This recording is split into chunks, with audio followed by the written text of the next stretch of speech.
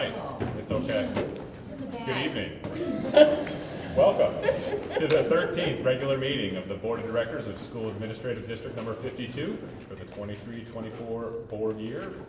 We're going to call this meeting to order, and we'll start with the Pledge of Allegiance. Kyle. Oh, which one do you want to take? This one's bigger.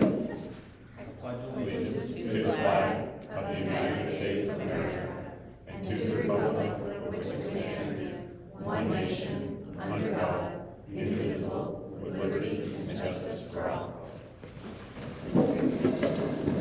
Excellent. And as is the case this time of year, we're going to start with a budget work session. Tonight, we're diving into our first couple of warrant articles. And so I guess we'll turn this over to Karen. So, as will be the habit, we'll start with any updates and just general questions that people may have. I had a couple of you ask, so I'll just sort of say what those questions were and know that we'll gather information for the next time.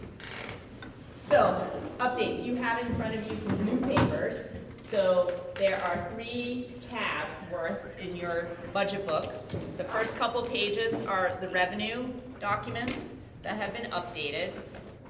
So there should be 3 pieces of paper with the overall budget and then the revenue documents. Then you have a brand new warrant article 4, so you just put it right on top of article 4. And then you have a brand new warrant article 8. Okay? And so I'll go over why those are new. Minimal changes, but. So the overall reduction to the budget, $2,762.28. So that comes, we had an error in what we had put in the budget for the athletic trainer. We still had the money for the contract. We had sort of doubled that, because way back initially we thought we'd need that to contract, and then we changed our recommendation, decided to put the whole position in, but hadn't corrected that amount of money. So there is now money for a full athletic trainer position. We also decreased the vehicle purchase interest, and I think you may remember Gabby mentioning that at the last meeting. She just did the calculations wrong on buying 2 vans. So those were 2 corrections, minor corrections. And then we increased the gas tax reimbursement. Again, if you recall, Gabby said we haven't been in the habit of getting the gas tax back from the state that we've been paying as a nonprofit school entity. We should not be paying gas tax, but we've not been getting it back. It requires a lot of paperwork, but we are now doing that consistently, so we've increased the revenue on that. Okay? So if you look, when I go, and you can see this online, it's not highlighted on yours, but we thought we'd highlight it. Oh, this is the whole casting thing. I can't change the, hang on. I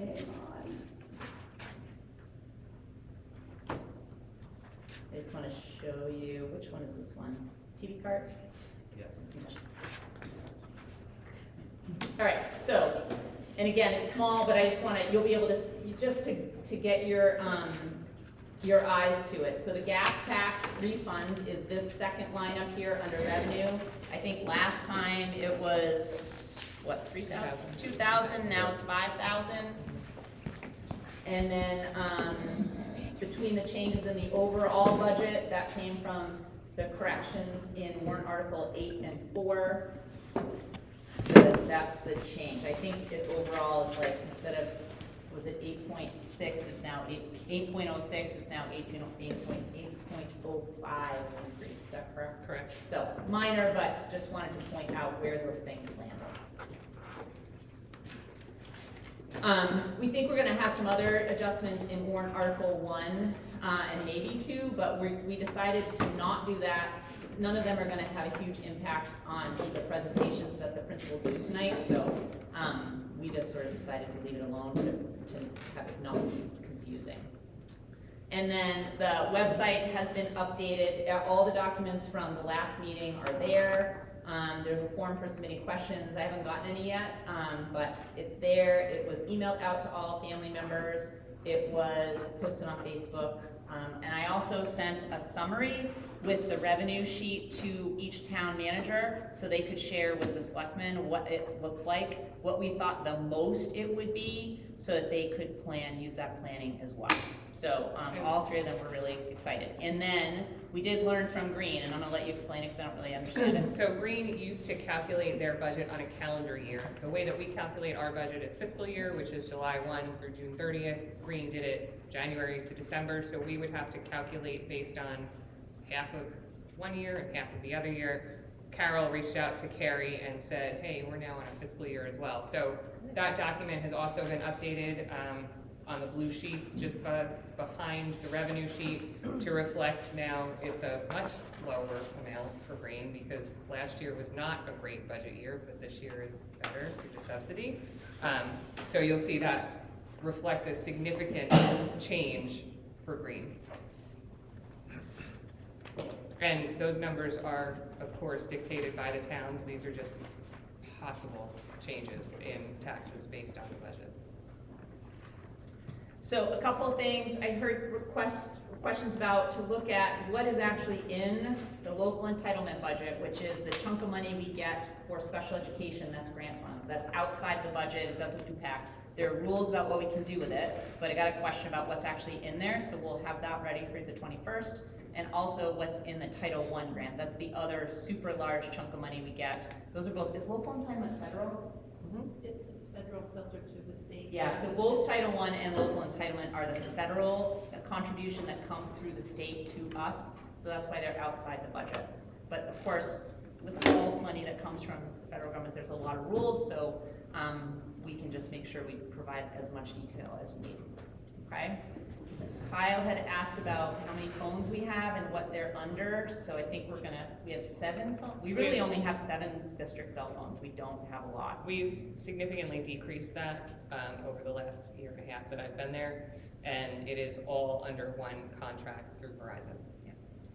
And I will say the new phone system that Wally installed allows people to make calls that look like they're coming from your office on your cell phone, so that the problem in the past had been people's personal cell phones now being available to parents, if a principal has to call a parent or something like that. But the app for our phone is now on that phone, so if you were to call a parent, or if I was to call any of you on nighttime for some reason, it would look like it's coming from the office. So that's a big, I think that's an improvement on sort of the December 18th or whatever day we lost power, and then a lot of school staff people were using their own phones to call parents and all that stuff, and I think that would be a helpful thing to not have to worry about that. So, any other questions that people have for us? Oh, and Anthony asked about the reserve accounts, and they're just really want to make sure that people are clear that those reserve account amounts are not part of the budget. They're outside of the budget, and they are giving us a legal way to spend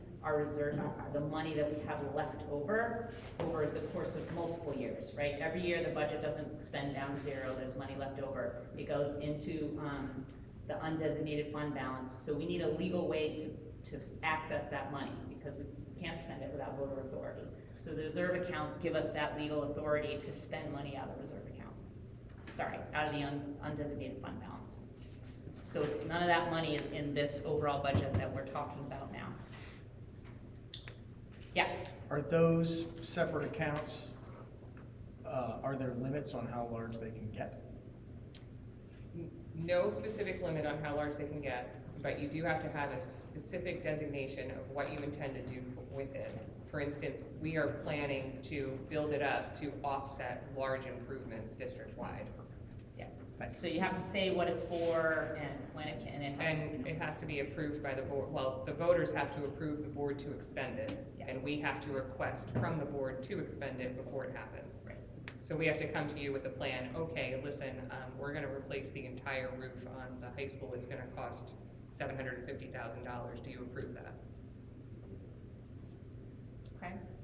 Any other questions from last week, or just anything that you want to get clarity on?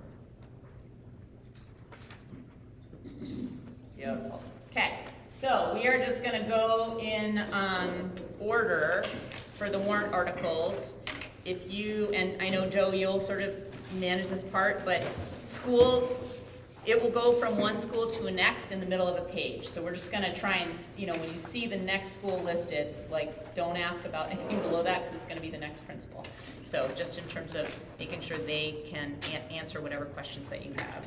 And Jana Mates is at a professional development conference out of state, which we both knew but didn't really put together, so I am prepared to share her budget, and then of course, if there's questions that I can't answer, we'll make sure we get that to you next time, okay?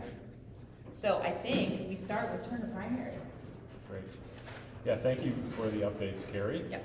And as Carrie alluded to, we are gonna start going through this page by page, similar to how we did last year, kind of following Betsy's lead. I think that was a pretty well organized way to review this.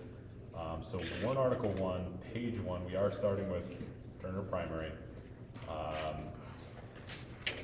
Variety of items here. As you're looking through this, feel free to raise your hand if you have questions about any of these items. And then each principal just has a quick They have a update quick on what's been, presentation. Okay. not a presentation, just Okay. to note, like, Yes. of any changes, just to draw your attention to it. Okay, One slide. well then why don't we start with that? Sure, good evening. So I did give our current enrollment, we have a total of 311 kiddos. So you can see we have some large numbers in kindergarten and first grade. So that was the reason for asking for the additional second grade teacher for the current class in grade 1. Another addition was the Dean of Students, which was added this year. I want to just say that's been really helpful for me with such a large population. And Lindsay Holtz has done a great job just building up our tier 2 system and supporting kids with behavioral needs and also with attendance. So that's been an extraordinary help. We also moved the instructional coach from, it was in grant funding and it's moving over into our budget. And of course, along with bigger class sizes and enrollment, we have an increase in supplies, which also includes our PE supplies along with classroom supplies. And, excuse me, and the computer hardware started last year as we're moved away from grant funding with that as well. So that was an increase. So those are the major things that I want to point out. Thank you very much. Yes. So, jumping in, page number 1. Are there any particular lines that folks would like to raise? Yes, Peter? Near the bottom, this has to do with the increases that you talked about. The general supplies you just answered, and I assume that'll be the same through all the increases are due to the student enrollment. Is that the same situation with the software, or are we dealing with a different software, or is it just because we're getting new? Some of the software was also part of grant funding as well, and so it has moved into our budget. So it came from, with is it the ESSER ESSER? funds, we're covering some of the software as well. And didn't the cost of some of those subscriptions also increase They substantially? did increase, and actually I did cut some because it was such a large increase. I did cut almost 3,000 out of that before I even submitted the budget. And I would assume that probably it's gonna be the same answer for, because it's in all the schools, so I assume it's gonna be the same. Thank you very much. Yes.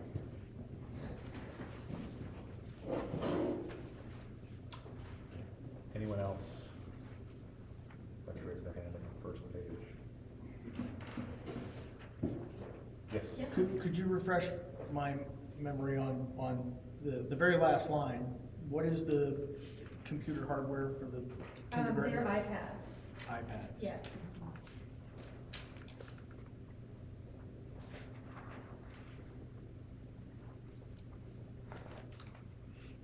Okay.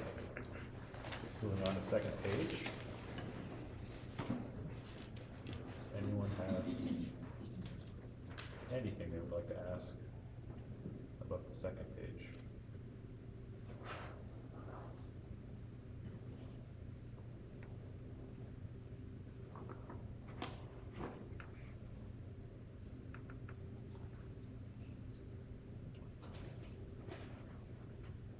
Seeing no hands second page. We'll move on to the third page. And there's only 2 items here remaining on the primary school, so we'll just call all items for the primary school. Does anyone have anything else on the primary school that they'd like to raise?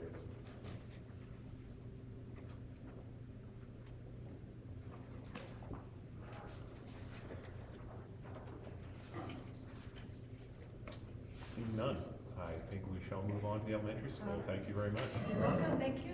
Yes. So TES is next. How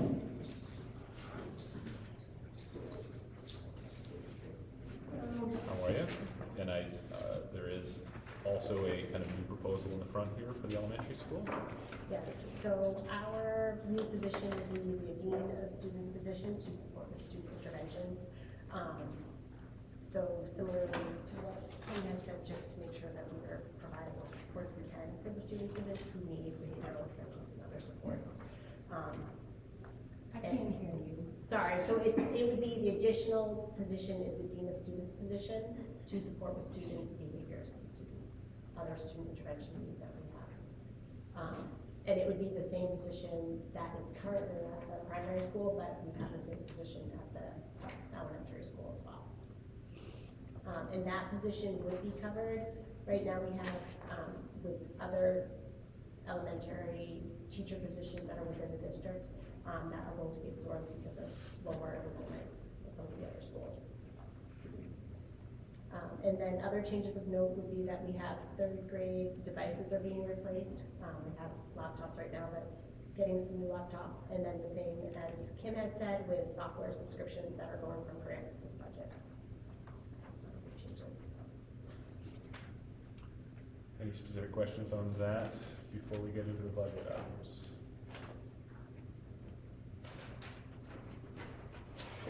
Seeing none. Continuing on page 3. Does anyone have any questions about the line items for the Turner Elementary School on page 3?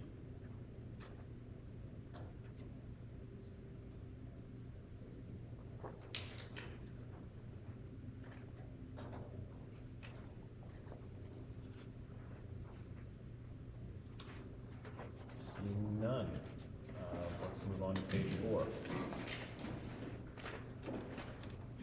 You'll notice we turned to Green Central School at the bottom of page 4, so this would be, again, kind of calling all questions related to Turner Elementary School.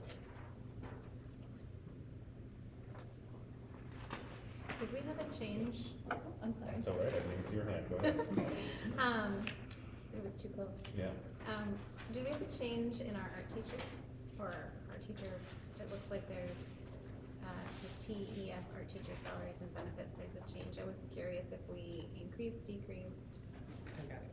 Thank you. So, yeah, there was a shift in the percentage of what that person's position covered at TES versus the other school that they also covered. Okay, so we'll see it added into another area or Correct. shifted. Okay, thank you. Our art teacher is currently 3 days at TES and 2 days at TPS, but she'll be 2.5 at each school next year Okay, because of the enrollment size. yeah, Well, thank there you. go, you got it. Yeah, it did. Didn't even need us. Very good. Any more questions for Principal Levesque? Thank you. Moving on to Green Central School. Whoops, we're out of order. We'll go to green. Yep. Yes, Green Central. Good evening. As you can see by the slide there, we do have a decrease in GCS staffing, and those are the positions that are being shifted to TPS and TES, and that's based on our current student population as well as the overall needs of the district. Did want to point out there has been a significant increase in computer software costs. One in particular went up 300%. It's one that is used very, very frequently and well received and well utilized, but it's still obviously impactful. And as I pointed out too, grants no longer cover that. You're going to see the increase in computer hardware costs. That's iPads for kinder, and then Chromebooks for grade 3. And then finally, just wanted to point out there's a reduction request for instructional equipment in the classrooms. We've been working really hard to make sure the teachers have what they need, and there are no like major significant requests. So, Okay, well, thank you for that brief. Sure. We'll start off continuing on page 4, Warrant Article 1, with Green Central School. Go ahead. Could you describe what those software applications are that?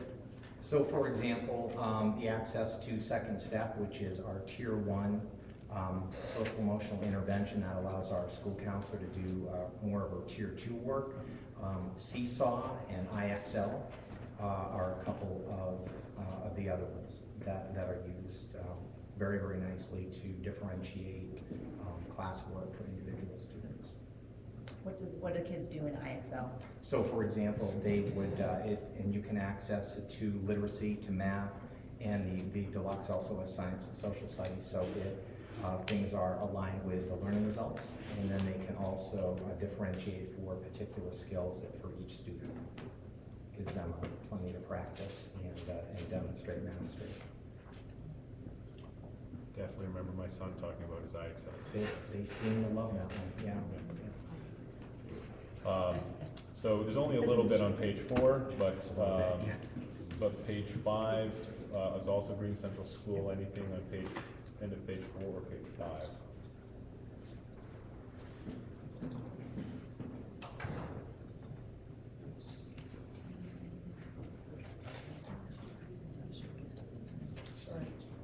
So can we just point out? Yes. 2/3 of the way down on page 5, we have an increase of $10,000 for the replacement of 2 printers. We've proposed to purchase 5 printers total district-wide outright instead of leasing for 5 years. There had been discussion last year on too many loans throughout the district, so this was a inexpensive way to not have a loan and put the whole cost into the budget this year.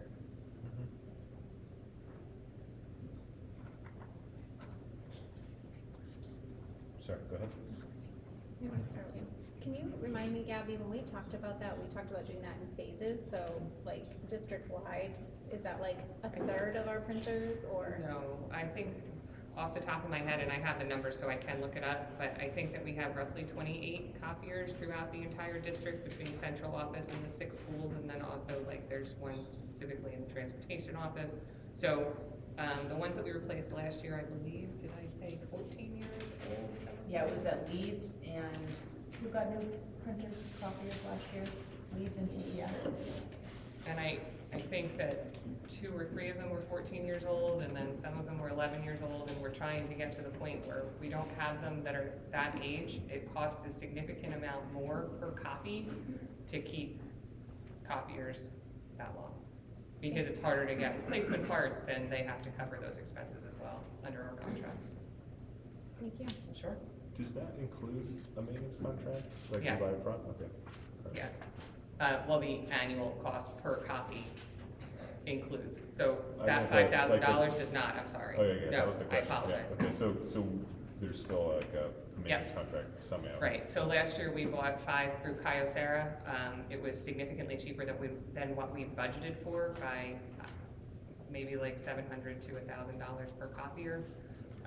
And their cost per copy was about 1.5 cents cheaper per copy, and in a school district, that's a lot of money. Everybody loves their copies.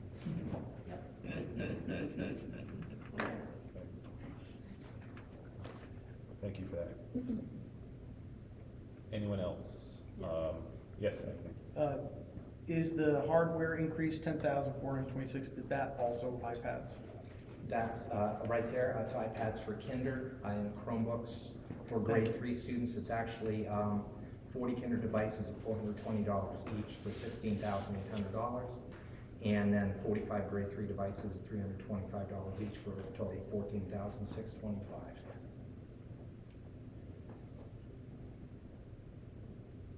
I just want to make sure that was item 56520. 56520. Yeah. And just a reminder, is the history, you'll see no money was spent out of this line in 22-23. We went 1-to-1 during COVID, so they then we ended up having to get into rotation. So Wally's got us on a rotation, so that kindergarten line and third grade line will just be there forever as part of the rotation for when we replace them. Go ahead. With us losing the ESSER grants, how much money total is it we're looking at that for the computers? I don't know if you have that number. I don't, but I can look it up. I have it for you for the next meeting. The total went into last year's budget, so this year's budget is just the increase of what the device costs. But the big bite, like the big jump was last year's budget. But we can get you that.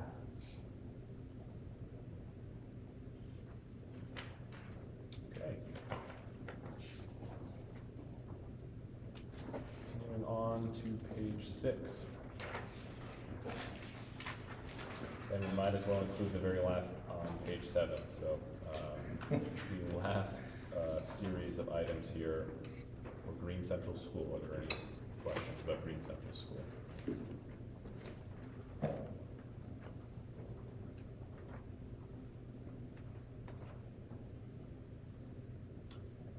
I don't see any. So thank you very much. Okay, thank you very much.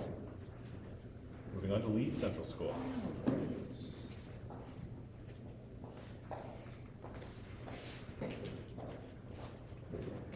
So mine is very similar to the others. Increases of note, we have the same replacements or upgrades for the third grade and kindergarten devices. Similar software as the other elementary principals that are being upgraded or that have shipped to our budget. Decreases, we took an inventory of what was down in our. This year she's rotating. She's rotating some of the instruments, so they did the recorders this year, so she's going to do ukuleles next year. She has the ukulele, so we don't have to purchase recorders next year. She also found some books that she could use as well, so we did a good inventory of what we had as looking forward. And our instructional coach, which I'm really, really hoping to get, as that expenses moved to title funds. Wonderful. Thank you. So on page 7, any questions?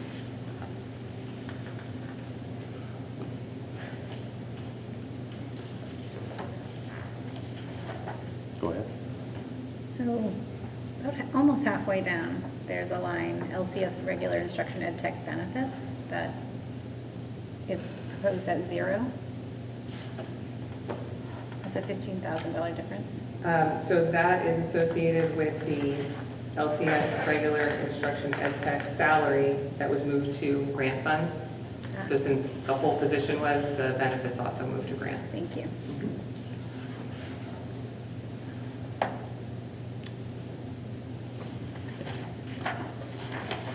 Else on page 7.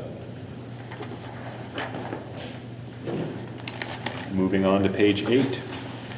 And page 8 does include the remaining items for Leeds Central School. Are there any other questions about Leeds?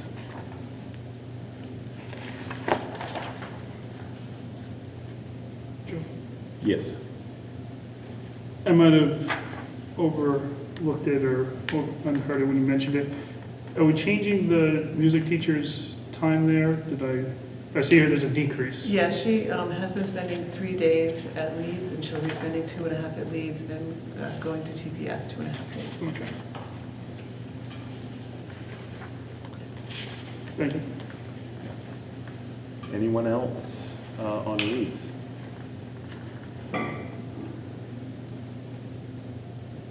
Very good. Thank you very much. Moving on to Tripp Middle School.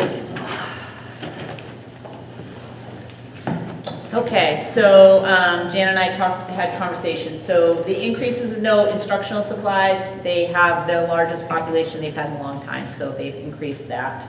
And then an additional $370 in dues and fees for the spelling bee, which they are now joining and getting up and running. So that's really no new positions, nothing new at the middle school. We added a teacher last year, if you remember, because we had a bumper crop of 7th graders. So that position's still in there. But other than that, that's it. Okay. So Tripp Middle School is all of page 9.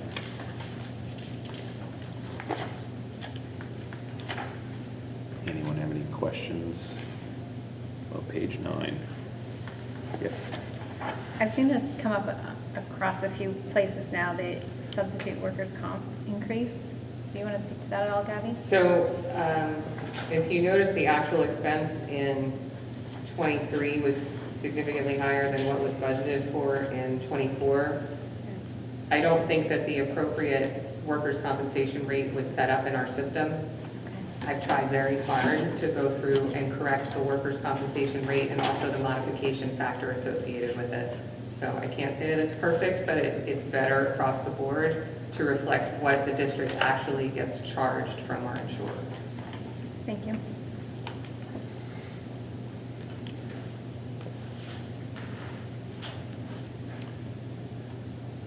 Further questions on page 9?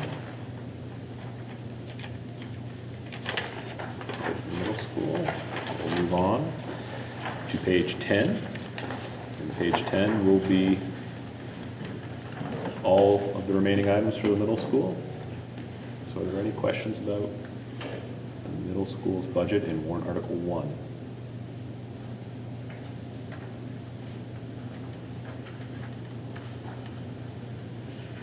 Go ahead. So again, I noticed the GT teacher was taken out of GCS, and I'm seeing a big bump in TMS. Is that where we moved? Different, no, they're different employees, actually. Okay. Between last year and this year. Okay, I believe there's also so I should not a assume. restructuring on the percentage of time that the teacher is spending in the schools too. So if Yeah. we adjust that annually. I think based that, on I where think, it's- yes, and I do think the bigger, like, it's a new employee. It was one of our current employees who moved into that position, so somebody with a lot more experience.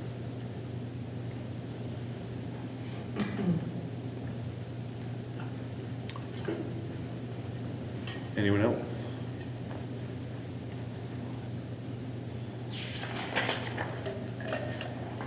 Thank you. Moving on to the high school.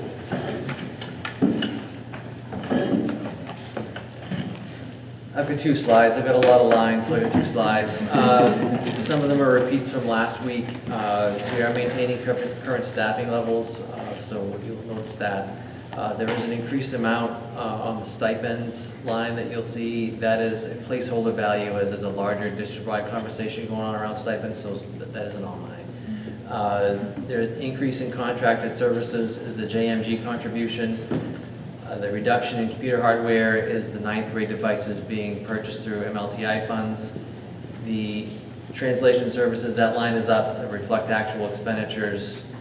We had software increases as well. That was less about moving from grant funds and more about, we have multi-year subscriptions. So the math one, this is the first year of a 3-year subscription.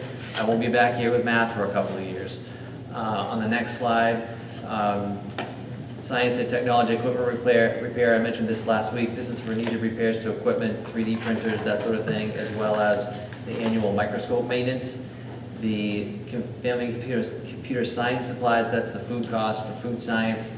And another software subscription, the science and technology line, this is year 1 of a 2-year subscription. That's why you're gonna see a bump on that. And then music equipment, there's funds being requested to purchase a tenor saxophone for the music department. So those are the highlights that I pulled out for you. Okay. So page 11. That's first page. And as Principal Shaw noted, there are many more lines for the high school. So, anyone have any questions about page 11?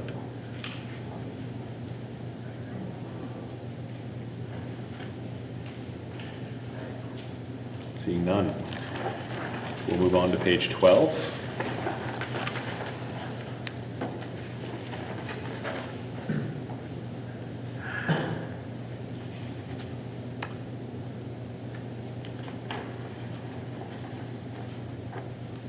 Anyone on page 12?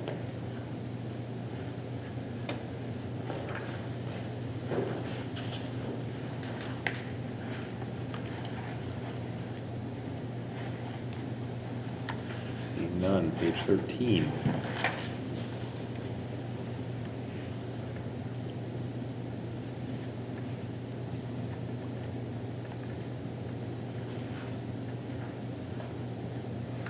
questions on page 13?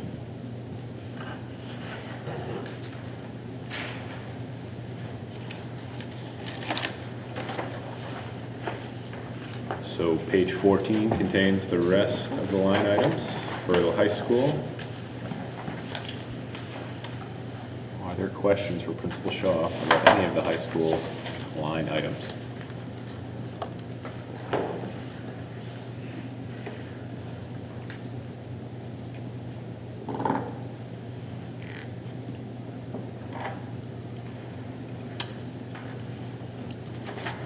Seeing none.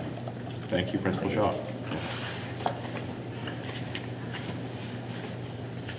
The next items are applicable K through 8. And that is just ELL and gifted and talented, those two programs that are district-wide programs. Mm-hmm.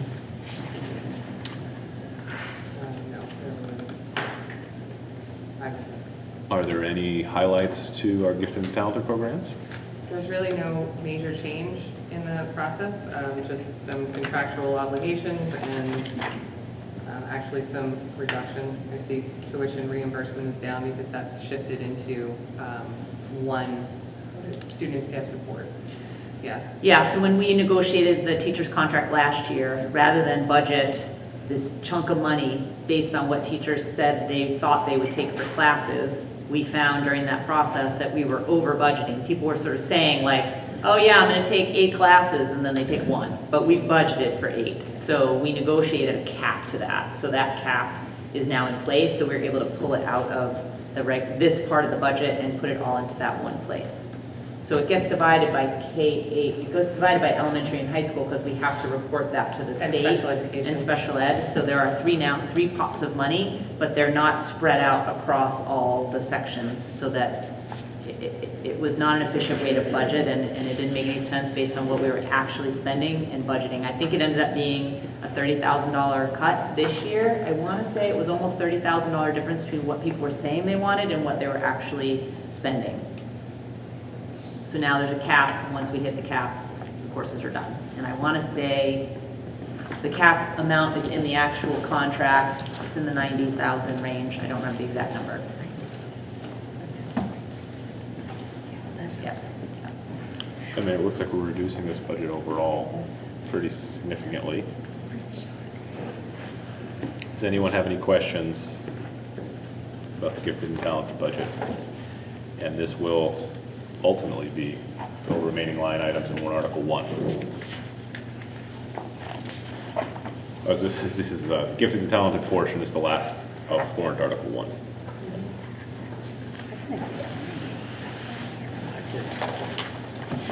Any questions?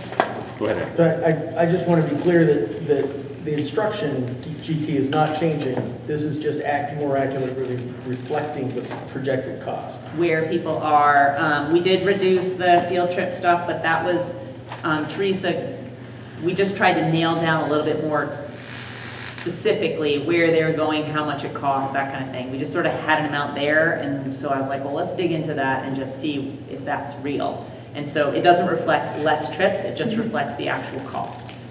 But there's the same number of people, the same number of services, what Teresa presented a month or 2 ago on the program, none of that has changed through this budget.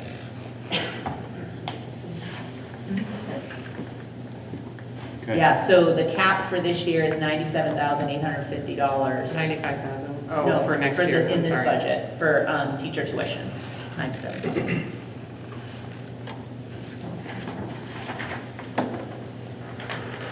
Okay, any questions?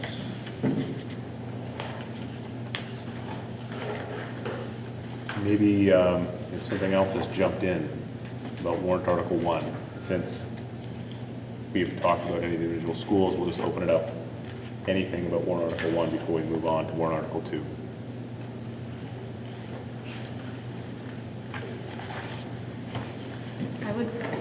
Go ahead. I would just like to say that this budget is very well done, and I like the notes that you put in, just because I feel like we're asking less questions because we have like very clear-cut notes from Gabby about where the costs and reductions are coming, and that's appreciated.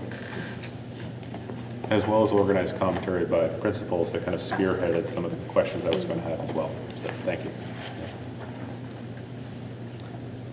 Warrant Article 1 is in the books. Let's move on to Warrant Article 2. Special education.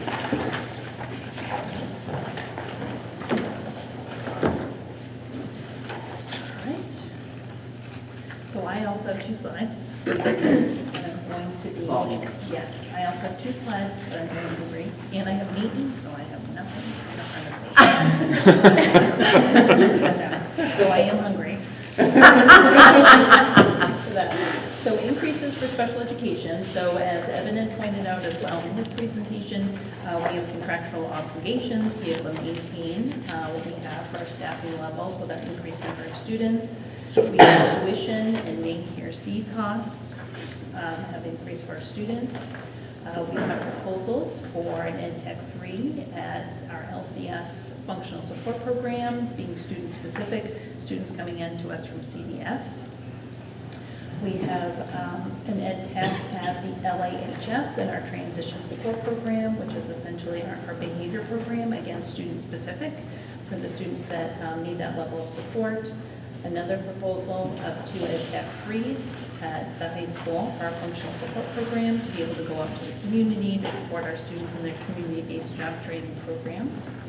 We have a year-round assistant director proposal, and then 8 summer days for our special education leaders to be able to accomplish their tasks, to wrap up the school year and get ready for the new school year. That also aligns with their administrative assistants. And just want to clarify that the year-round assistant director, it's not a new position, it's just more time. So it's taking the person who's coming to do it and adding time to her schedule. So requests that were not funded are 2 Ed Tech positions at the high school for the functional support program to also support the community-based job training. We are going to see how it goes next year, supporting students out in the community. And then we might come back to the board for those, but for now, we're going to put a hold on those, as well as 1 full-time special education leader between LCS and GCS. I am going to be working at GCS again this year with the assistant principal. Thank you. The assistant principal to do some work around that, and then our LCS leader will stay for an additional year. That request will be coming back in FY26 to be able to support the administrative structures, our teachers, and potentially 4-year-olds. But that's still in the works in terms of the bill. Then we have reallocation of positions. So we have 1 existing special education resource teacher at the high school, reallocating that to a full-time leader position. We have the same position at GCS, a resource teacher. We're reallocating that at TES and TPS for a full-time leader. And then 1 existing special education self-contained teacher at TMS to do some case management responsibilities for students in our behavior program, along with special education leader responsibilities. So that's just general. Great. Thank you.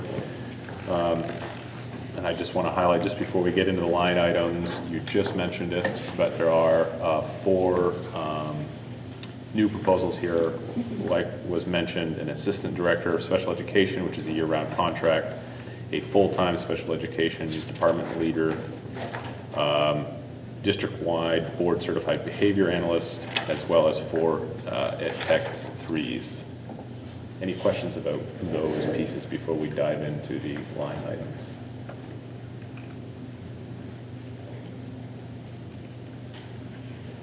Seeing none, let's get into it. Page 1 of Warrant Article 2. We are starting with Turner Primary School. If I could just say that, and Rebecca and Gabby, special ed is the most complex budget, and you're going to see these wild increases and decreases, and 99% of the time, it is moving a person from one school to another school to support kids. Like, and it happens throughout the year. So we start at the beginning of the year with, a certain number of people allocated. And then as the year goes, we're like, oh, geez, I think we need that person at Leeds to go to the middle school. So it is changing all the time. So those numbers that you're seeing, like, that's really what that's about, is just the adults following where the kids are needed. And that is helpful, because we are seeing large swings in Yeah, I was numbers like, across oh the God, schools. this is really hard. Yeah. It's very hard to keep track of throughout the year, I will just say. I think Rebecca and I review the staff and where they're budgeted at least 3 times before we put this out. And then still this morning, or this afternoon, we were like, okay, who is that again in that line? Oh, okay, that makes sense again, okay. Sure. So page 1. And seeing nothing on page 1. Page 2.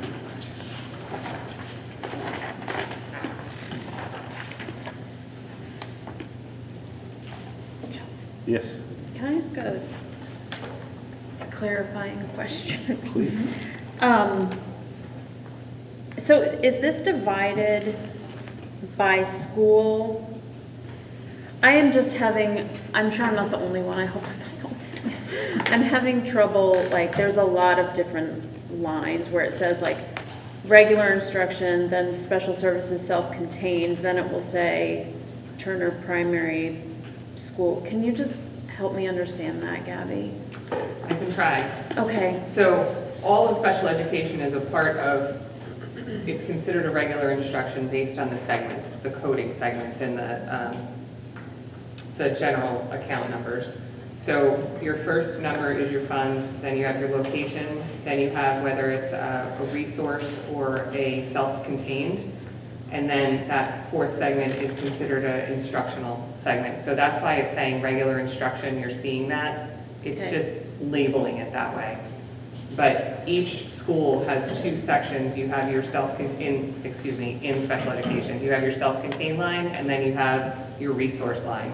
So they're separated by those segments as well. Self-contained refers to functional support program, the autism program, like those programs. And then resource are where students are, they have a foot in resource and a foot in regular ed. So it just depends on the level of service. And the state really requires this. So like, this is not how we choose to lay this out. It's part of the special ed funding and how we have to report how we're spending. It's exceptionally complex that we don't have control over. But those 2 titles exist in every building. And then, of course, there's Also in K through 8 and 9 through 12. And then you have to chunk it out by pre-K, like K to 2, like grade levels. And again, it's all based on what the state requires us to report on what we're spending. Okay. Yeah, there's not an easy answer. I'm sorry, I'd love to condense it for you. No, it's okay. It's just, it's a lot to take in. But on page 2, we move from TPS to Turner Elementary.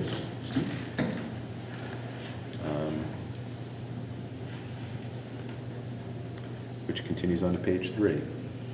Any questions so far? Up to page 3.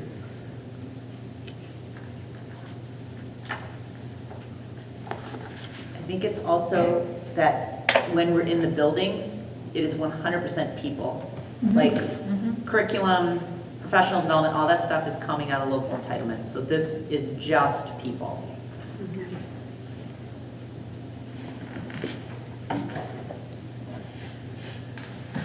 Towards the bottom of page 3, we're getting into Green Central School, which continues on to page 4.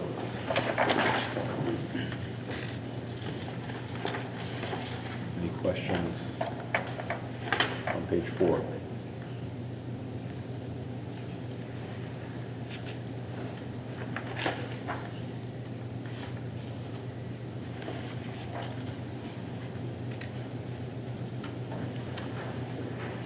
Page 5. Page 5, which is getting into Leeds Central School.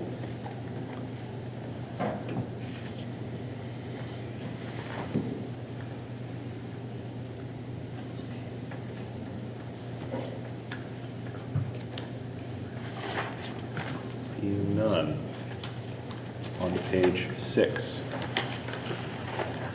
where we're wrapping up the lead central school items and getting into the middle school. On page 6.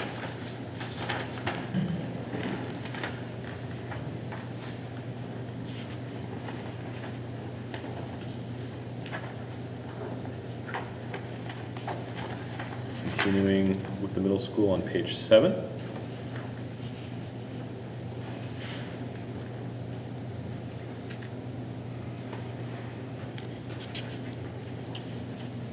Any thoughts so far?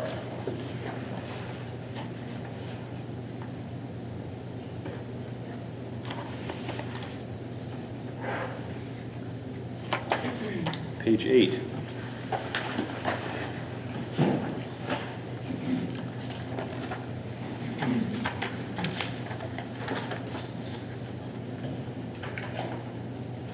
And on page 8, we're getting into K through 8 district-wide services.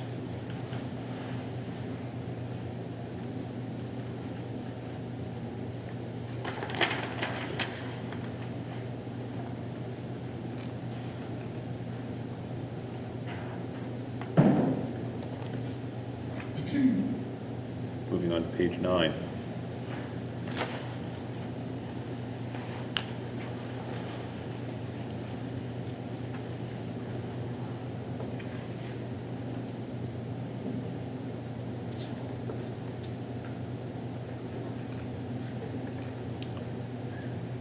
Okay.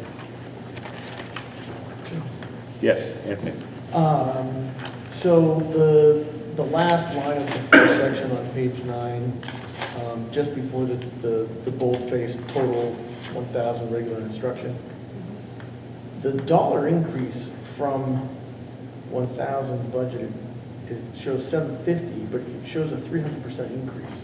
Because last year it was budgeted $250, so the 750 increase. Sorry, on yes, top of thank that. you. All right.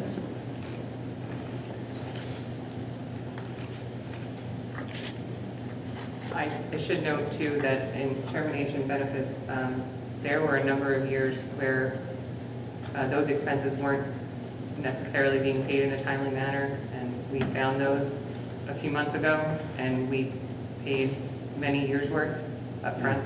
So we increased the budget a little bit in special education to account for actual expenses that we account for in seeing the catch-up.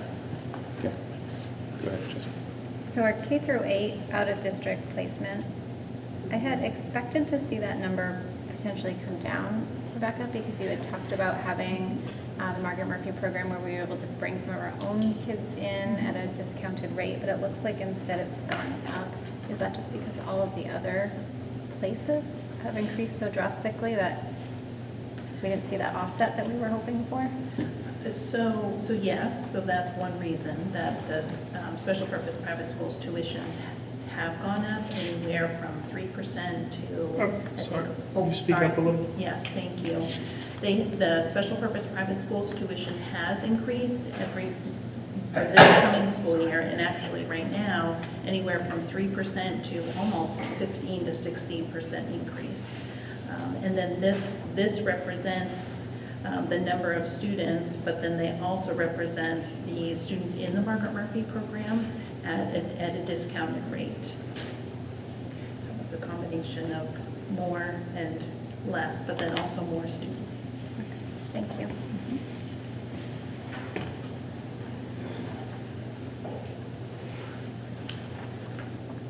So we're still on page 9. Anyone else?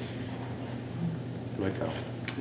This might be for Carrie or even Gabby, but the additional 0.5% that were added into all salaries for new earned paid leave, do we confirm that that was 100%, or is there a chance that this, we're just, until we get clarification that it's actual law?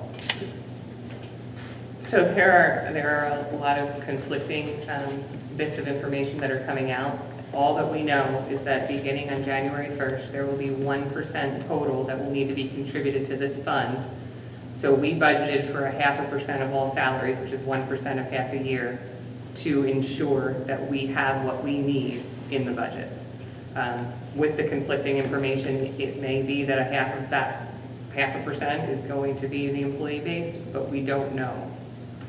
We did get some guidance at the beginning of this week that I sort of communicated with Drummond and Woodsum, like, what are you guys saying? So we are gonna get that solidified before, hopefully we'll have that solidified by the 21st, do you think?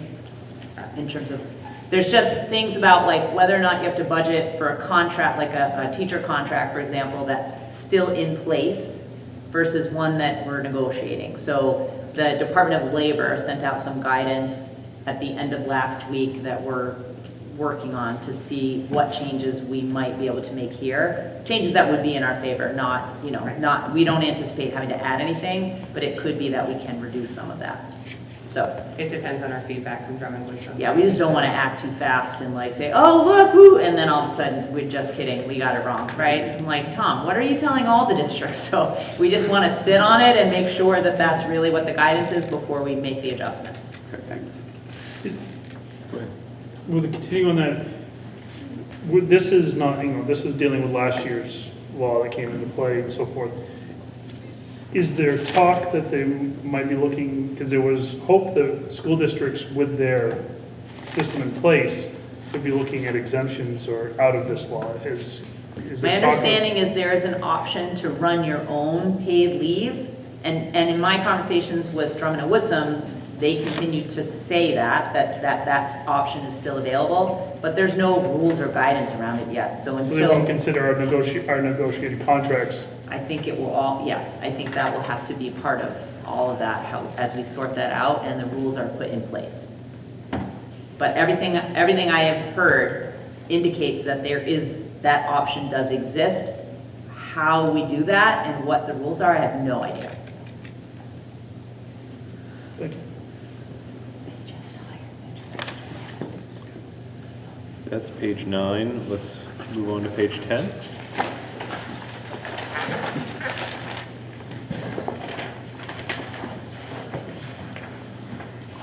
Go page 10. I think you touched on this actually on your presentation, but the potential increase of jurisdiction for the schools kind of getting into pre-K on some of these support services that is not necessarily happening this year, but potentially in future years. I can't remember actually at this point. I'm asking a question.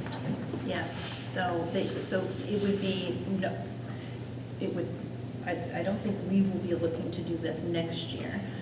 But the bill right now, as it stands, I think it's Bill D354, as it stands right now for CDS, is that they're looking at full implementation in this school year 2029. So districts, they're hoping to phase in that level of support. 2029. So we've got a few years then to phase this in. This was a conversation at Western Maine Superintendent's 2 weeks ago when we met, and Pender Macon, who's the commissioner, was sort of talking through what the funding options might look like. And I asked around the room, like, does anybody think, because they're looking for schools to go in year 1, which would be next year, year 2, and then year 3 would be mandatory. And I asked people in the room, I'm like, is anybody thinking about going to year 1, like signing up? Nobody, which was a little surprising to me because it could potentially bring in a decent amount of money. But it's like literally so many unknowns until we actually know how much money it's going to be and what the mechanism, like, it's just really difficult. They have not asked us, the DOE has not asked us to sign up. They have not said like, hey, who's in year 1? So it could be a way to fund some of, especially the team leader positions we've talked about, because they will start to have to take care of some of those 4-year-olds. So it's still up in the air. I would say we're probably going to be in year 2 as opposed to year 3. I don't think we want to wait just because there is a chunk of money that comes with it that could help offset some of the increases that we're already having to do in terms of personnel. But so many unknowns and realizing that none of our colleagues in the region were sort of like ready to go, it just made me cautious. Made me cautious. Are we expecting to have more of that cost price structure worked out before year 2? Or? Oh, yes, because I think school districts will start to receive that money and implement next year. So we'll know what those school districts' experience was before we are signed up for it, so. Great. Okay. Continuing on page 10.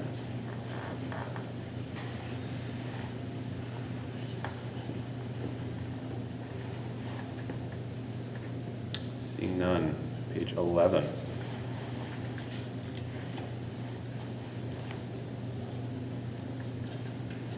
Yes.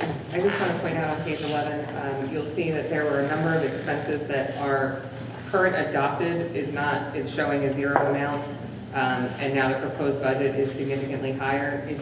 And that's all in the physical therapy lines. If you look below that to the visually impaired vision services, everything was budgeted for this year, and there is nothing budgeted for next year. We found in our budget review that the items that were budgeted in the visual impairment lines were actually physical therapy, so they were coded incorrectly. So there's no massive change, it's just they're now coded properly. Okay.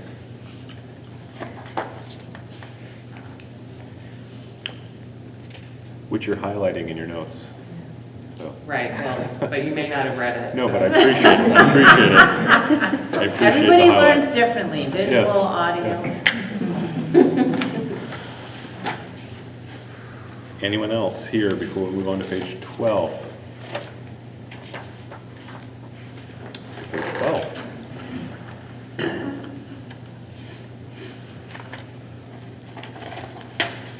And on page 12.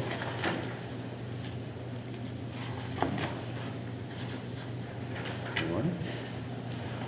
Page 13.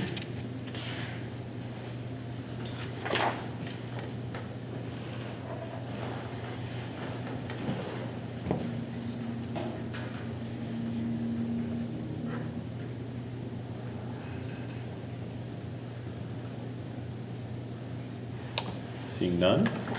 Page 14.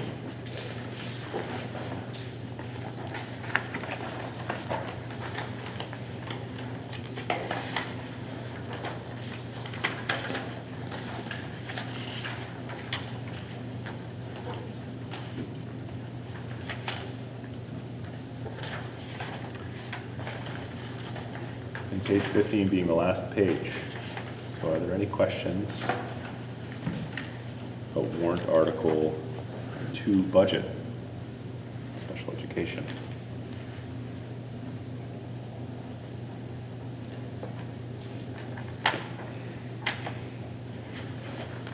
All right. Thank you very much. Oh, Peter. You said that there were a couple changes in both these warrant articles, but not the, We'll bring it on the 21st. Some of it has to do. Some of it has to do with earned paid leave and what we're getting for guidance. Okay. And we just decided to just pause on it so that, it doesn't change the essential content of that. It will be those kinds of things. Okay. We just didn't want to mess with it until we were really confident. okay, cool, thank you. Thank you. So All right. Joe, I did forget one thing at the beginning. Only one. Can I, just at the very beginning, I had LRTC on there. If you remember, when I introduced the budget, I told you there was a possibility of us having to put in a $30,000 amount for LRTC. Met with all the superintendents who send students to LRTC, which is Lisbon, Oak Hill, us, Poland, Edward Little, Auburn. Did I get them all? I think so. And Lewiston, right. So we budget every year $0 for CTE. LRTC has in the past received its full funding from the state, so we have never had to contribute. That is unusual in the state. I guess in other regions, there are agreements in which schools, the sending schools do contribute some to the budget. LRTC's budget has gone up with the addition of the Edward Little campus. It's brought great opportunities for our kids. I think we have about 24 more kids there this year than we did last year, new programs that they haven't been able to access prior to. But it's increased the LRT's budget in terms of administration. So they've got 2 campuses, they need to have more bodies to keep track of kids. Transportation, for sure. Last year, the budget was over by about $370,000. Lewiston absorbed that completely in Lewiston's budget. That increase this year is now 500,000 above, so it's an additional 170,000, whatever, plus or minus, don't check my math. So initially it was sort of like, all right, can everybody contribute some? And we were all gonna do sort of 30,000 was the initial proposal. We've all agreed at this point that we're either all gonna contribute or not. There was not consensus, you can imagine, amongst the superintendents to just like, why 30,000 for what, you know, just what's that number mean?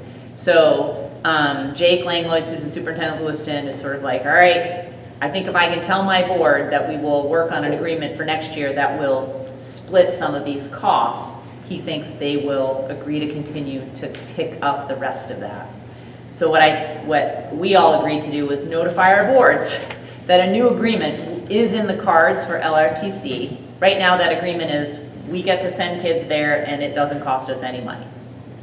That's true for Poland, that's true for Oak Hill, that's true for Lisbon. Edward Little puts in money now that they have a campus, and Lewiston is absorbing all of the extra costs.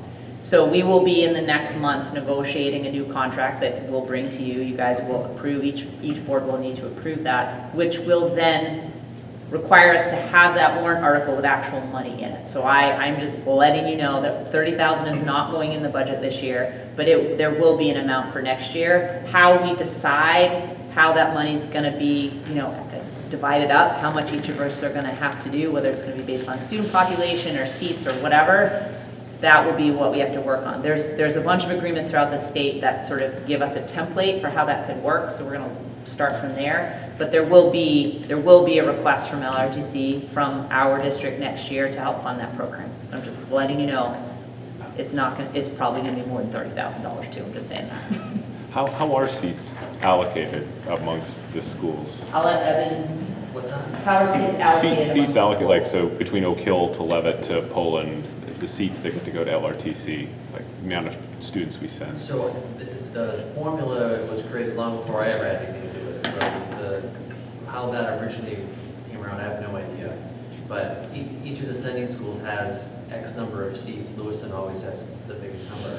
And then the guidance councils all get together based on requests that they have, and they try to place as many kids as they can. So if we have 3 seats in the accounting program and have nobody who wants to do accounting, but somebody else has students that want to do accounting, then we will trade like some spots around to get kids where we need to go.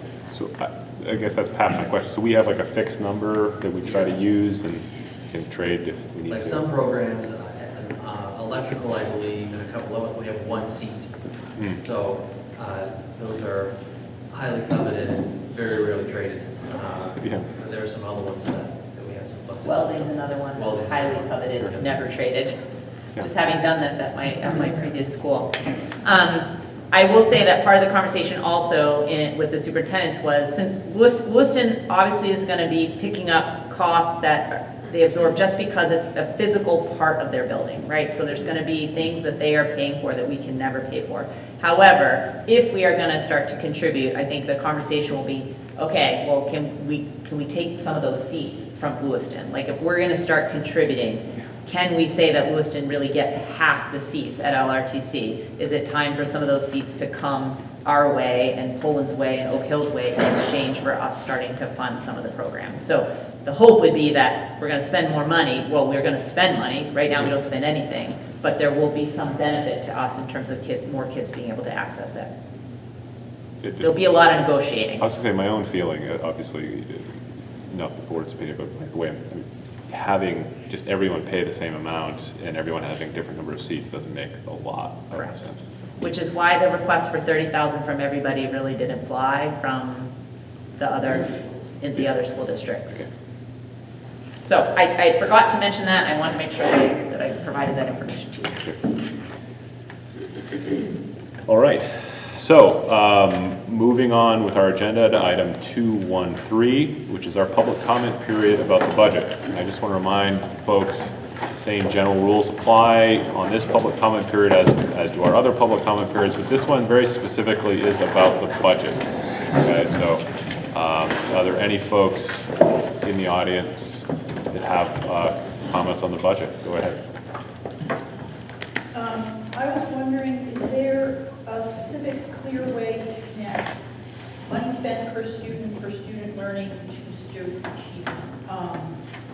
In other words, these dollars spent, like you spend more money, do you see more increase in learning? Is there a visual? I know that there was a bar chart of how much we spend compared to other schools.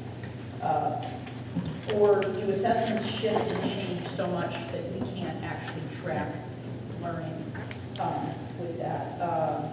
So for every dollar spent, is the measurement of learning expected to rise X amount? So there's a lot of money being talked about here, it's very abstract. It would just be kind of neat to see if there's a relationship. So it's fine with your question. Sure, yeah, and I think putting that in writing and sending it in would be helpful as well, I think. So, thank you. Anyone else having a question? Or, sorry, I didn't mean a question. Does anyone else like to comment on the I just have a budget? couple questions. Did the school budget any money for any new positions, for any experts in the sexual sciences?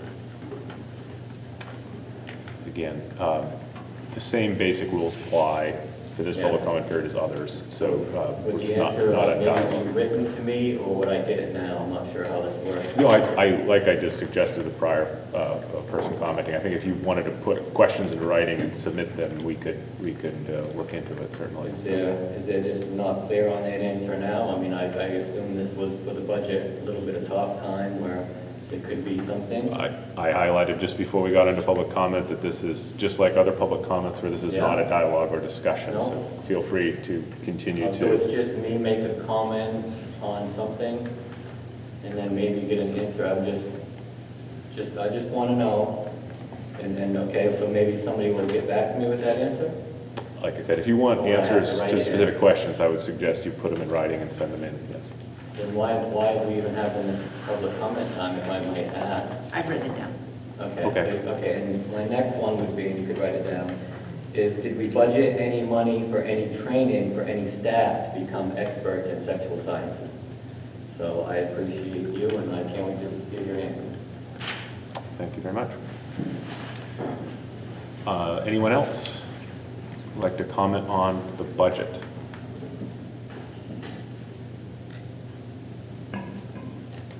Okay, seeing none. Moving on to item 214, which is essentially highlighting our next budget work session is on March 21st at 6 p.m. So some of you may remember we had a schedule that put us on the, I believe, the 14th, and that has, it was a conflict with our parent-teacher conferences.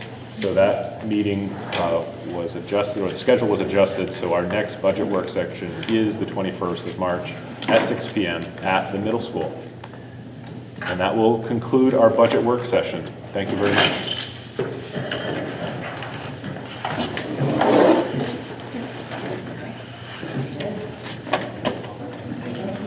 As we're adjusting seats, we can move on to the minutes from our 12th regular meeting from February 29th. Does anyone have any thoughts or comments about the minutes from 29th? You might want to just wait one quick second for that. I don't know how sensitive that is. Sure. Always. Well, we can all think about the minutes from Yeah. 29th.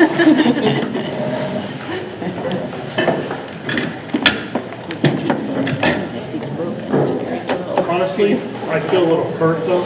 You do? Nobody wants to stay for our meeting. They all leave. I told them they could go and they all took advantage of it. It's really kind of. You'll see them. You don't feel it. Oh, yes. Special meter. Monday starts at 7 because you're in the central building.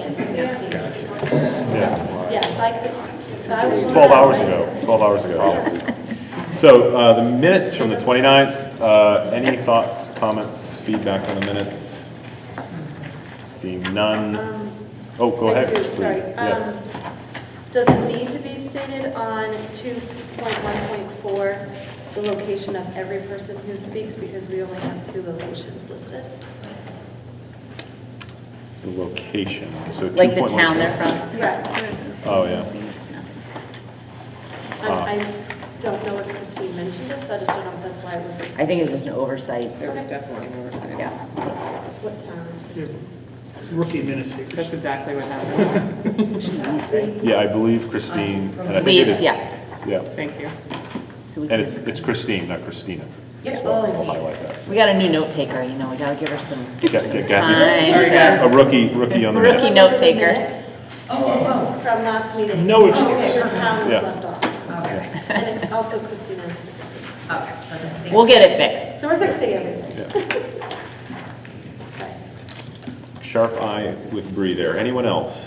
Comments on the minutes from last time? Yeah. Everyone want to really scrutinize Gabby's work here. You and guys. I'm still looking, she It's said. not an Excel spreadsheet, so I don't Yeah. know. It's Christine and Maureen now.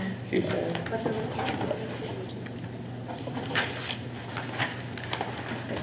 No, see, okay. Yes. Oh, Jesus. Mr. Shostak. So 11.1, that was not a unanimous vote because I abstained. Okay. I know that there was a note about that, so we'll have to go back and figure out what happened. Also on 5, Yes. in the public comment as well. Yes. Can I quit this part of my So, say what? Yeah. She wants to resign from note taking. But item number 5, Yeah. I think a similar comment about Mr. Clissus. Is Leeds not green? Did you get the living green? Yeah, I did. 16 years. Maybe that's But I why. haven't been here long, so I apologize.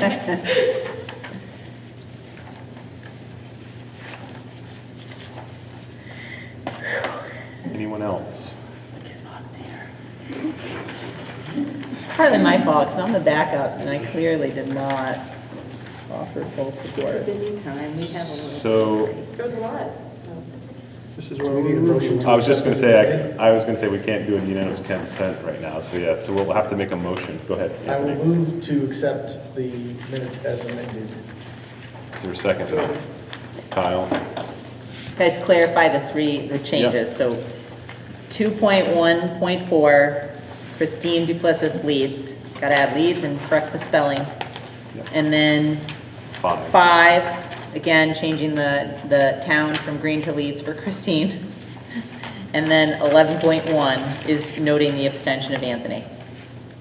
Yeah, and I think it's, I mean, are we sure about that, or should we review the tape? No, I know Anthony. I remember. Oh, man, I You're don't just know. messing, okay, jeez. I don't know. Yeah. I have one more thing, and I'm sorry to be super nitpicky, Okay. but I would It's like you're an appreciate English it. teacher or something. Yes. What's going on? Can I please get you to spell your last name for us? Yes. Duplssis. So can we please fix the spelling on 5? We have it right in 2.1.4. We do. What 50%. happened? Testing. Why I wanted to check which one was correct, the first or the second? I knew it was correct, I just didn't see that we had it wrong. Jason Crow. Okay, so those 4 corrections Got it. are the amendments you were referring to. Yes, because I have precognition. She was gonna say that. Oh, did you see that one too? All right.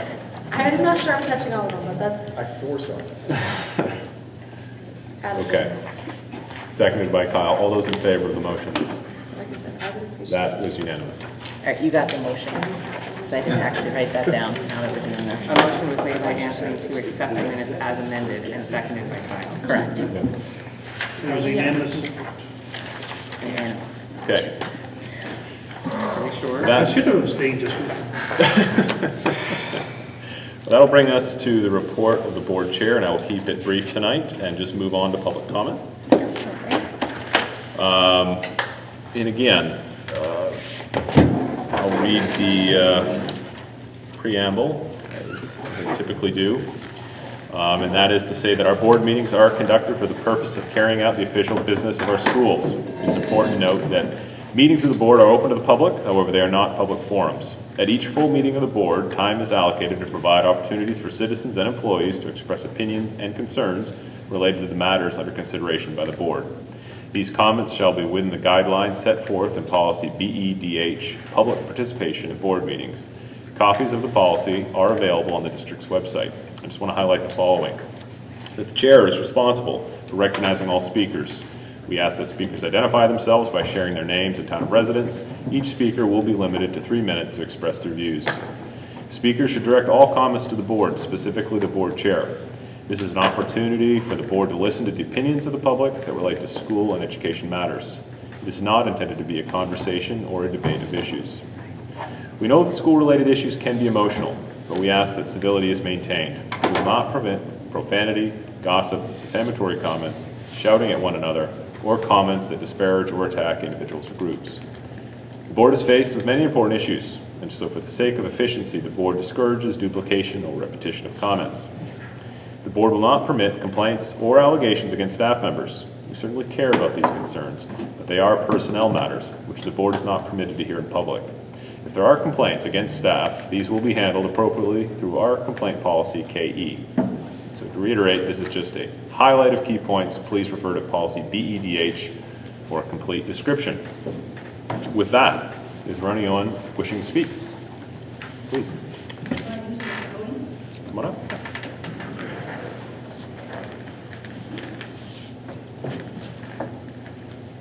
Crystal Nicholas from Green. As it is now written, policy IJJ selection of educational materials is deeply flawed.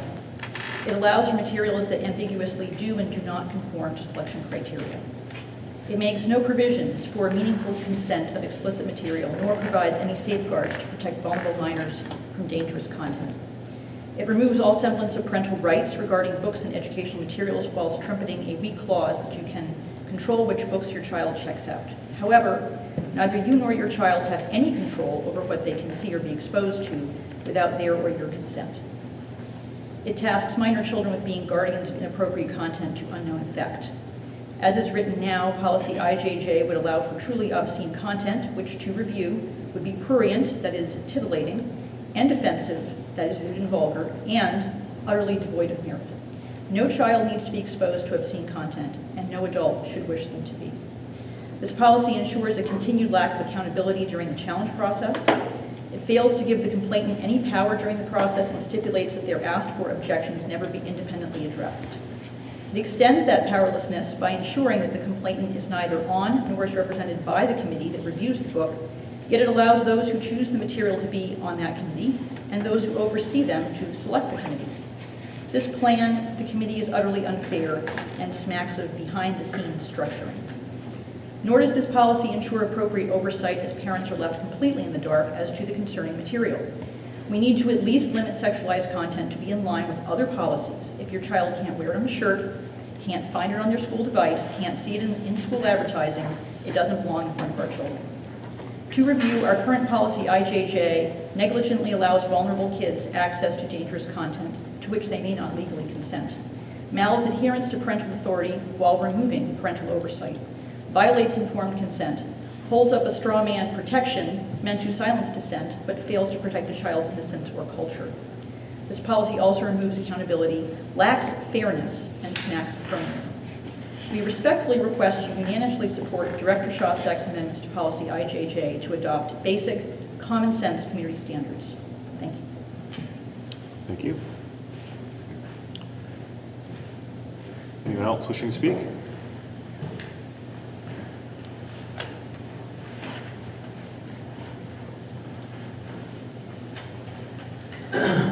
Jimmy Childs, Leeds.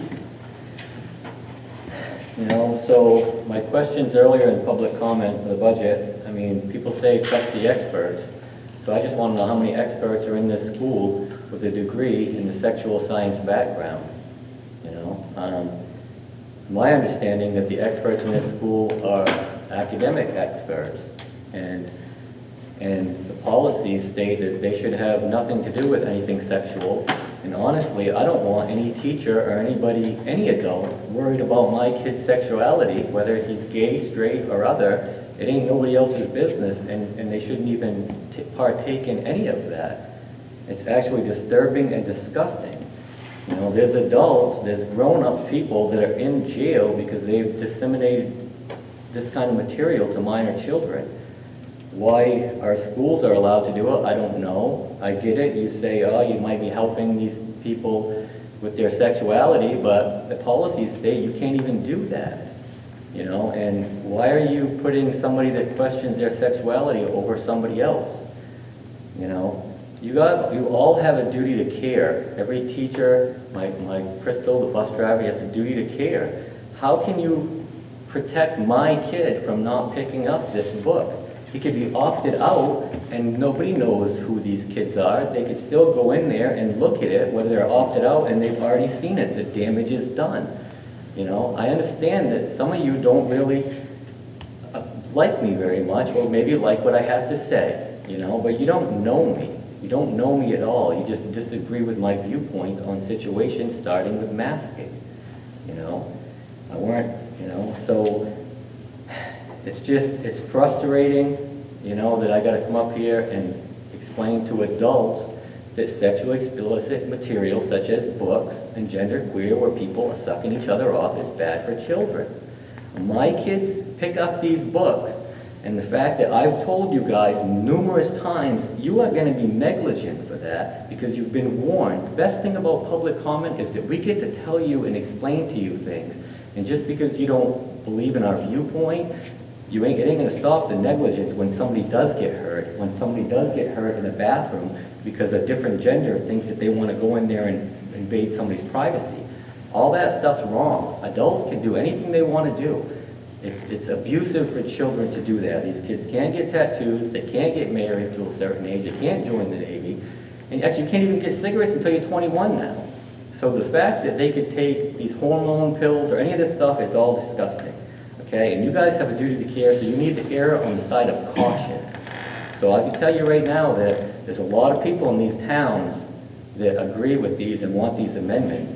So I ask you, what will your legacy be? Will your legacy be fighting for people to have sexually explicit content? Because I am proud that my legacy will be standing up for these children, all of them, not to receive this stuff. Thank you very much. Is there anyone else wishing to speak? Okay. Seeing none, shall move forward to communications. So there is one tonight. We have a donation to Green Central School, a donation of soil from Gammon's Landscape Nursery for a garden program.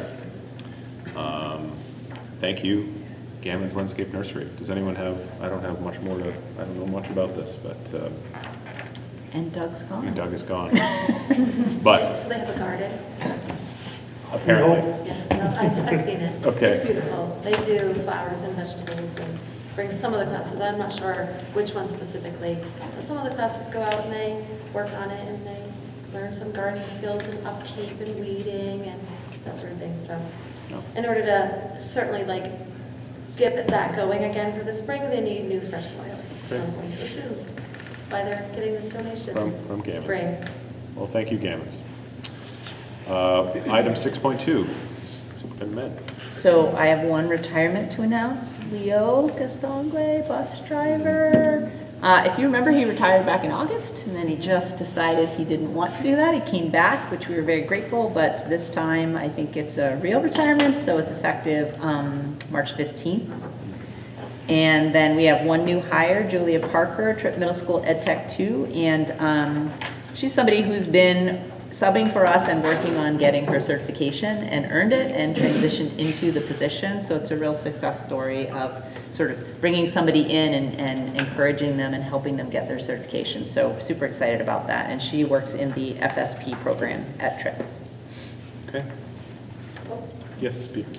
With a variety of conversations going on regarding busing, have we gone back to the point of shortening, canceling, or routes or anything like that at this point? Because it seems like we got to be getting close.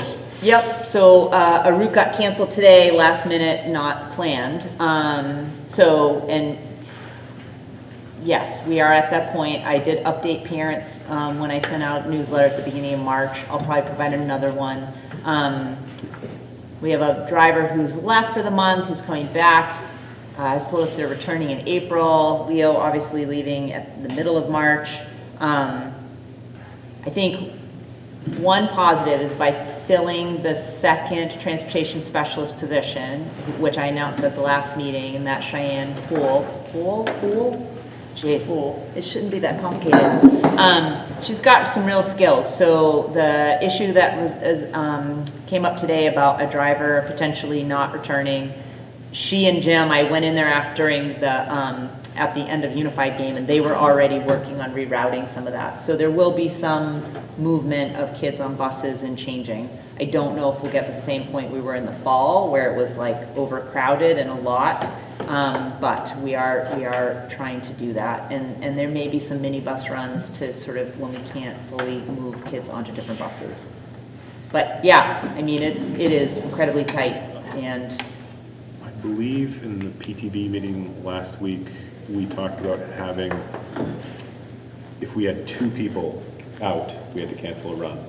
And so does this retirement now put us to a place where we are at 1 person potentially canceling, or no one, if anyone cancels? I don't think we're at anyone yet. Okay. But we also potentially have 2 upcoming medical leaves. So, right, so it's not necessarily going to be open positions, it's just going to be whether or not people are available. But we don't have the details on that yet, so there's nothing for me to really, like, I don't know what that date will be when we're down, instead of 2 positions, 3, and what that looks like. Cheyenne is awaiting her air brakes test. When she has that completed, she will then be able to drive, so we'll have another person available. So it really is a moving target right now where we are.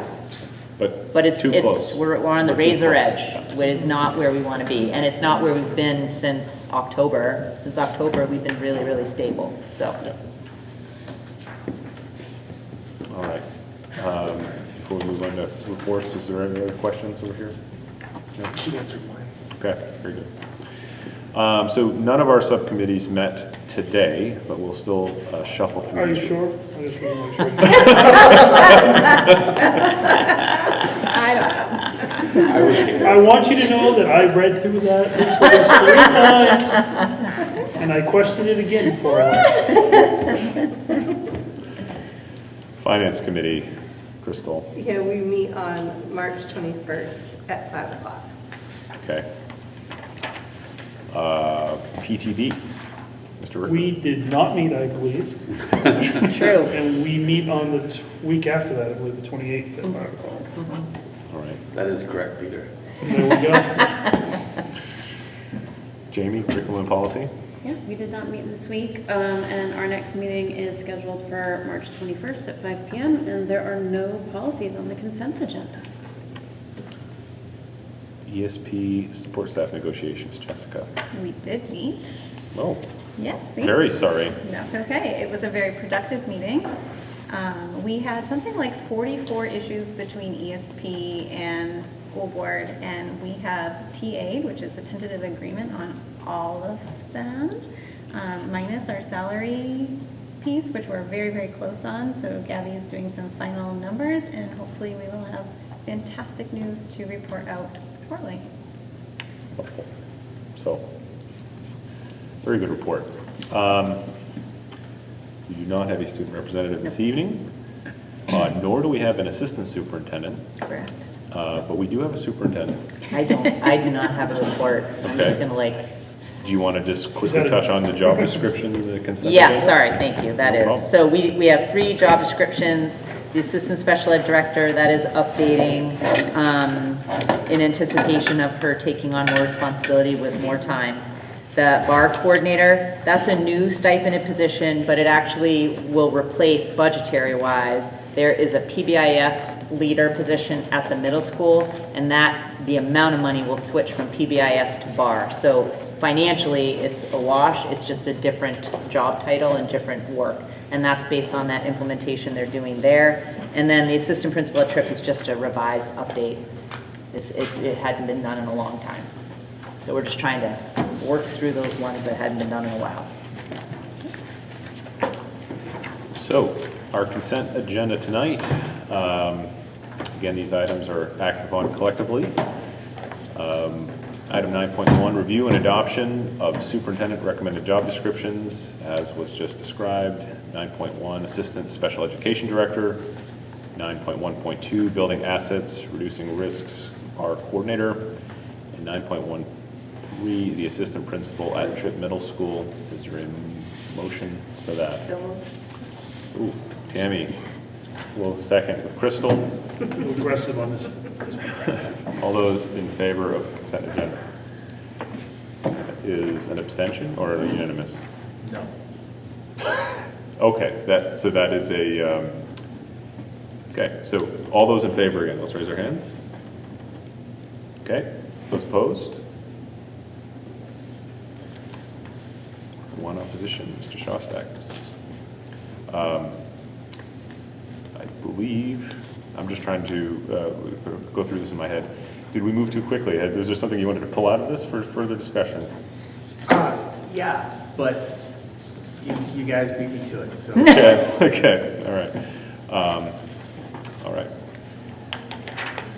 Okay, so moving on, old business, which there is none, new business. First item on the agenda is a request for executive session to discuss the Tri-Town Education Association support staff negotiations, ESP pursuant to 1 MRSA 4056D. All those in favor of going to... Oh, you need a motion first? Yes. Motion to go into executive We got session? it first. So moved. Okay, Is that Jess? that is Jessica. A second to the motion? Peter? All those in favor? It is unanimous. Can you guys just help us pick up?